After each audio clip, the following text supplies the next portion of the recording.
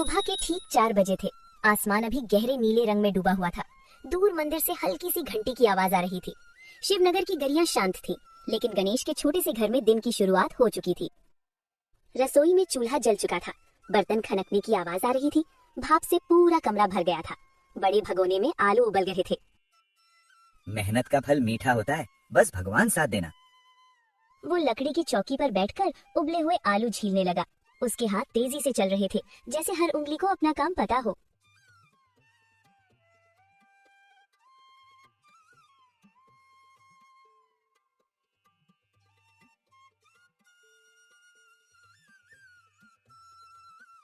अरे, आप फिर से मुझसे पहले उठ गए। थोड़ा आराम भी कर लिया करो। आराम तो तब करूंगा जब रोहन बड़ा होकर अफसर बनेगा। अभी तो हर मिनट की कीमत है। सीमा ने मुस्कुराकर चूल्हे पर तवा रखा और लहसुन, हरी मिर्च और धनिया निकालकर चटनी पीसने लगी। पत्थर की सिल पर मसाले पीसने की आवाज पूरे घर में गूंजने लगी। सुनो जी, आज आलू थोड़े कम है। कल ग्राहकों की भीड़ ज्यादा थी, मैं अभी मंडी से ले आती हूँ। नहीं सीमा, तुम चटनी और बेसन तैयार कर लो, मैं खुद मंडी से ताजे आलू ले आऊंगा। आज शुक्रवार है, भीड़ और ज्यादा होगी। पर आप रात को भी देर से आए थे। थकान तो है, लेकिन जब ग्राहक कहते हैं कि गणेश भैया आपका वड़ा पाव सबसे स्वादिष्ट है, तो सारी थकान उतर जाती है। थोड़ी देर बाद गणेश मंडी से ताजे आलू लेकर लौटा।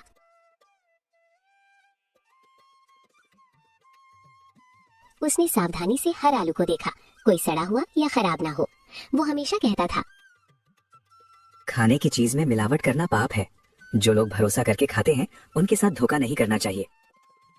रसोई में अब तेजी से काम चल रहा था। बेसन में हल्दी, लाल मिर्च, नमक और थोड़ा सा अजवाइन मिलाया गया। आलू के मसाले में सरसों के दाने तड़के, कड़ी पत्ते की खुशबू फैली।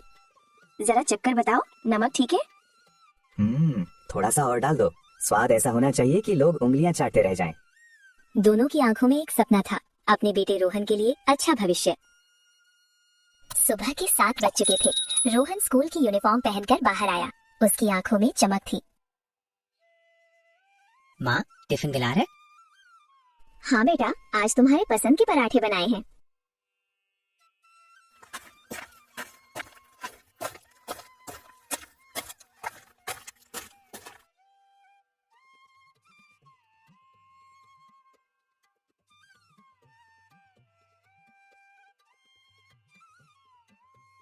रोहन ठेले के पास गया जहाँ गणेश वड़ा तल रहा था।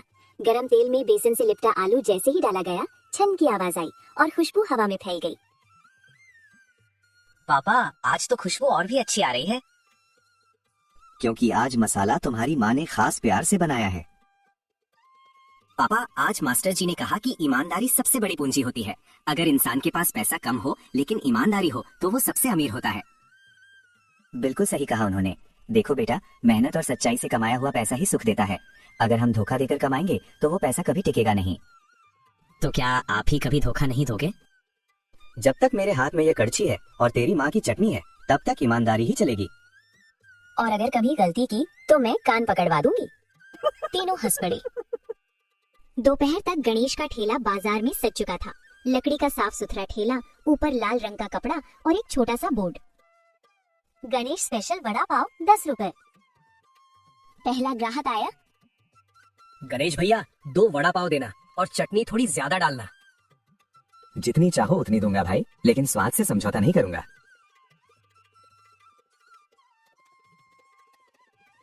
गणेश हर वड़ा पाव बनाते समय ध्यान रखता, पाव ताजा हो, वड़ा कुरकुरा हो और चटनी भरपूर। वो पैसे लेने से पहले ग्राहक के चेहरे पर संतोष देखता। एक बूढ़ी अम्मा आई। बेटा, मेरे पास सिर्फ 5 रुपए हैं, बहुत भूख लगी है। गणेश ने बिना सोचे 2 वड़ा पाव बनाकर उनके हाथ में रख दिए। बेटा, पैसे तो। अम्मा, आशीर्वाद दे दो, वही काफी है। रोहन ये सब देख रहा था। उसके चेहरे पर गर्व था। पापा, आप सच में अमीर हो? अभी तो गरीब हूँ बेटा, लेकिन तेरे जैसे बेटे के कारण दिल से अमीर हूँ। उस समय तक गणेश सचमुच ईमानदार था। उसका वड़ा पाव सिर्फ 10 रुपए में मिलता था, लेकिन स्वाद और भरोसे में अनमोल था। लोग कहते थे, गणेश का वड़ा पाव सिर्फ पेट नहीं भरता, दिल भी खुश कर देता है। उसे नहीं पता था कि आगे चलकर यही ईमानदारी एक दिन उसकी सबसे बड़ी परीक्षा बनने वाली है। दिन बीतते गए। गणेश का ठेला अब शिवनगर के बाजार की पहचान बन चुका था। सुबह से शाम तक भीड़ लगी रहती। कई बार तो ऐसा होता कि शाम होते होते सारे वड़ा पाव खत्म हो जाते और लोगों को निराश लौटना पड़ता। उस दिन भी कुछ ऐसा ही हुआ। अरे गणेश भैया, आज फिर जल्दी खत्म हो गया। क्या करूं भाई, जितना बनाता हूं उससे ज्यादा बिक जाता है। आपको अब बड़ा ठेला लगा लेना चाहिए। इन बातों ने गणेश के मन में एक नई इच्छा जगा दी। क्यों ना मैं बड़ा ठेला लगाऊं, क्यों ना दुकान खोल लूं। शाम को वो घर लौटा, थका हुआ था लेकिन चेहरे पर संतोष था।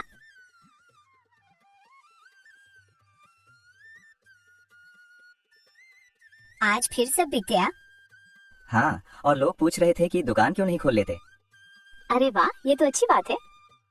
हाँ, लेकिन दुकान खोलने के लिए पैसे चाहिए, ज्यादा मुनाफा चाहिए।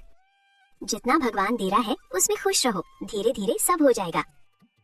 सीमा के बात सीधी और सच्ची थी, लेकिन गणेश के मन में अब एक नया विचार आकार ले रहा था।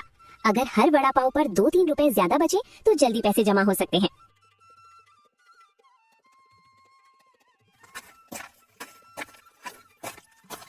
अगले दिन दोपहर में उसका पुराना दोस्त रमेश आया। अरे गणेश, सुना है तेरे वड़ा पाव की धूम मची है। बस भगवान की कृपा है। रमेश ने आसपास की भीड़ देखी और धीरे से बोला, इतनी भीड़ है और तू अभी भी 10 रुपए में बेच रहा है। तो क्या करूं? 15 रुपए कर दे, कौन मना करेगा? स्वाद अच्छा है, लोग खरीदेंगे ही। लेकिन लोग क्या सोचेंगे? अरे दुनिया फायदा देखती है, तू भी देख, आखिर मेहनत तू कर रहा है। रमेश की बात साधारण थी, लेकिन उसने गणेश के मन में लालच का छोटा सा बीज बो दिया। उस रात गणेश देर तक सो नहीं पाया। गणेश छत पर बैठा था, चांद आसमान में चमक रहा था। हवा ठंडी थी लेकिन उसके मन में हलचल थी। गणेश छत पर बैठा था, चांद आसमान में चमक रहा था। हवा ठंडी थी लेकिन उसके मन में हलचल थी। अगर दाम बढ़ा दूं तो क्या गलत है? सब बढ़ा रहे हैं, तेल महंगा, आलू महंगा, मैं भी तो परिवार के लिए ही कर रहा हूँ। तभी पीछे से सीमा की आवाज आई। क्या सोच रहे हो? कुछ नहीं, बस यही कि दाम बढ़ा दूं क्या? जरूरत हो तो बढ़ाओ, लेकिन सिर्फ लालच में मत बढ़ाना। लालच? मैं अपने परिवार के लिए सोच रहा हूँ। हाँ, लेकिन याद रखना, भरोसा टूट जाए तो फिर नहीं जुड़ता। तभी रोहन भी बाहर आ गया। पापा, आप परेशान हो क्या? नहीं बेटा, तुझे क्यों ऐसा लगा कि मैं परेशान हूँ? मास्टर जी ने आज कहा कि जो ज्यादा लालच करता है वो अंत में सब खो देता है। गणेश चुप हो गया। उसे लगा जैसे ये बात सीधे उसके दिल में उतर गई हो। उसने बोर्ड को देखा, गणेश स्पेशल वड़ा पाव 10 रुपए। वो कुछ देर तक बोर्ड को घूरता रहा। रमेश की आवाज उसके कानों में गूंज रही थी। 15 रुपए कर दे। सीमा की आवाज भी, भरोसा टूट जाए तो। रोहन की मासूम आवाज, लालच करने वाला सब खो देता है। गणेश के हाथ में चौक थी, वो 10 के आगे 1 जोड़ने ही वाला था। यही वो क्षण था जहां एक छोटा सा फैसला उसकी जिंदगी बदल सकता था। क्या गणेश लालच के रास्ते पर कदम रखेगा या ईमानदारी को चुनेगा? उसने गहरी सांस ली और धीरे धीरे 10 के आगे 1 जोड़ दिया। अब बोर्ड पर लिखा था 15 रुपए। उसका दिल जोर से धड़कने लगा। कुछ ही देर में पहला ग्राहक आया, वही नियमित ग्राहक, ऑटो चालक शंकर। गणेश भैया, जल्दी 2 वड़ा पाव देना, सवारी इंतजार कर रही है। गणेश ने वड़ा पाव बनाकर दिया। लो भैया, 20 रुपए, बाकी 10 लौटा दो। अब 15 रुपए हो गया है। क्या? कब से बधाई पैसे? आज से महंगाई बढ़ गई है। शंकर कुछ पल चुप रहा, फिर 30 रुपए दिए और बिना कुछ कहे चला गया। उसकी चुप्पी गणेश को भीतर तक चुप गई। अरे दाम बढ़ गए क्या? हाँ, पहले 10 था। चलो, स्वाद अच्छा है, ले लेते हैं।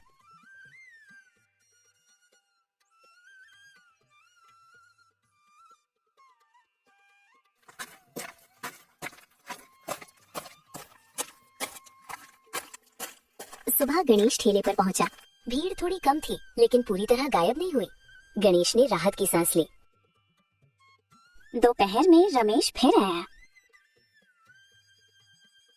देखा, मैंने कहा था ना, कोई फर्क नहीं पड़ेगा। हाँ, अभी तो नहीं पड़ा। अब सोच, अगर तेल थोड़ा सस्ता ले आए तो मुनाफा और बढ़ेगा। यही वो दूसरा बीज था जो पहले से लगे लालच को खाद देने वाला था। शाम को घर पहुंचा तो सीमा ने पूछा, आज दाम बढ़ा दिए? हाँ, 15 कर दिए। लोगों ने क्या कहा? कुछ नहीं, बस चुप रहे। चुप रहना भी कभी कभी नाराजगी होती है। गणेश ने बात टाल दी। अगले दिन गणेश मंडी गया। उसने 2 तेल के डिब्बे देखे, एक महंगा शुद्ध, दूसरा सस्ता लेकिन गुणवत्ता संदिग्ध। दुकानदार बोला, भैया ये वाला सस्ता है, कई लोग यही लेते हैं। गणेश कुछ पल सोचता रहा। अगर हर दिन 200 रुपए बचे तो महीने में 6000, साल में 72,000। उसने सस्ता तेल उठा लिया। पहले दिन किसी ने कुछ खास महसूस नहीं किया। दूसरे दिन स्वाद थोड़ा बदला। तीसरे दिन, गणेश भैया आज तेल की खुशबू अलग लग रही है, नया ब्रांड है इसलिए। रोहन स्कूल से आया। पापा आज वड़ा का स्वाद थोड़ा अलग था। गणेश चौंका। तुझे क्या पता स्वाद का? मैं रोज खाता हूँ ना, फर्क समझ आता है। सीमा भी चुपचाप सब सुन रही थी। कहीं तेल बदल लिया क्या? गणेश चे गया। तुम लोग हर बात में शक क्यों करते रहो? एक हफ्ते में फर्क साफ दिखने लगा। जहाँ पहले शाम तक 300 वड़ा पाव बिकते थे, अब मुश्किल से 180 बिक रहे थे। ग्राहकों की बातें बदल गई। पहले जैसा स्वाद नहीं रहा। चलो आज सामने वाले ठेले से खा लेते हैं। रात को गणेश बेचैन था। क्या सच में मुझसे गलती हो रही है या लोग ही बदल गए हैं? सीमा उसके पास बैठी। सच बताओ, क्या तुमने तेल बदला है? कुछ पल की चुप्पी। हाँ, मैंने तेल बदला है। ये क्या किया तुमने? इसीलिए लोग हमारे ठेले पे वड़ा पाव खाने नहीं आ रहे हैं। मैं जल्दी पैसे कमाना चाहता था, दुकान खोलना चाहता था। लेकिन अगर भरोसा खो दिया तो दुकान किसके लिए खोलोगे? गणेश के पास कोई जवाब नहीं था। दिन बीतते गए, लेकिन अब गणेश के ठेले की रौनक लगभग खत्म हो चुकी थी। जहाँ पहले लोगों की लाइन लगती थी, अब वहाँ सन्नाटा छाया रहता था। एक दिन एक पुराना ग्राहक उसके पास आया। गणेश भैया, हम तो आपको अपना समझते थे, लेकिन आपने ही भरोसा तोड़ दिया। मुझसे गलती हो गई। गलती नहीं भैया, ये लालच था। वो चला गया। ये शब्द तीर की तरह गणेश के दिल में लगे, लेकिन अब भी उसने पूरी तरह बदलाव नहीं किया। उसे लगा थोड़ा समय और सब ठीक हो जाएगा। अगले दिन बाजार में हलचल मच गई। सुना क्या? कुछ लोगों को फूड पॉइजनिंग हो गई। कहा जा रहा है कि वड़ा पाव खाने से। गणेश के हाथ से कड़छी गिर गई। नहीं, ऐसा नहीं हो सकता। कुछ ही देर में सफेद गाड़ी आकर रुकी। 2 अधिकारी और साथ में पुलिस उतरी। कौन है गणेश? जी, मैं हूँ। हमें शिकायत मिली है कि आप मिलावटी और खराब तेल इस्तेमाल कर रहे हैं। भीड़ जमा हो गई। देखा, हमने कहा था ना, इसी के वड़ा पाव से लोग बीमार हुए हैं। अधिकारियों ने तेल के डिब्बे चेक किए। बासी गंध, खराब गुणवत्ता सब सामने आ गया। ये तेल खाने लायक नहीं है। आप लोगों की सेहत से खेल रहे थे। मुझसे गलती हो गई, मैं बस थोड़ा ज्यादा कमाना चाहता था। लालच में आपने कानून तोड़ा है और लोगों की जान खतरे में डाली है। भीड़ में सीमा और रोहन भी आ गए। मैंने आपको रोका था, लेकिन आपने मेरी बात नहीं मानी। पापा, आपने तो कहा था कि ईमानदारी सबसे बड़ी पूंजी होती है। गणेश की नजरें झप गईं। अब समय आ चुका था परिणाम का। पुलिस इंस्पेक्टर आगे बढ़ा। गणेश, आपको मिलावट और लोगों की सेहत को खतरे में डालने के आरोप में गिरफ्तार किया जाता है। सर, मुझे एक मौका दे दीजिए। मौका तब मिलता है जब इंसान खुद सही रास्ता चुने। पूरा बाजार खामोश हो गया। वही लोग जो कभी उसके स्वाद के दीवाने थे, आज उसे जाते हुए देख रहे थे। गणेश ने आखिरी बार अपने ठेले की तरफ देखा। वही ठेला जिसने उसे पहचान दी थी, और वही ठेला जिसने उसके लालच की वजह से उसे बर्बादी तक पहुंचा दिया। बेटा, हमेशा ईमानदार रहना, मेरे जैसे मत बनना। रोहन फूट फूट कर रो पड़ा। काश आपने समय रहते समझ लिया लोता। पुलिस गणेश को अपने साथ ले गई। ठेला वहीं खड़ा रहा, लेकिन अब वहाँ न खुशबू थी न भीड़, सिर्फ एक सबक था।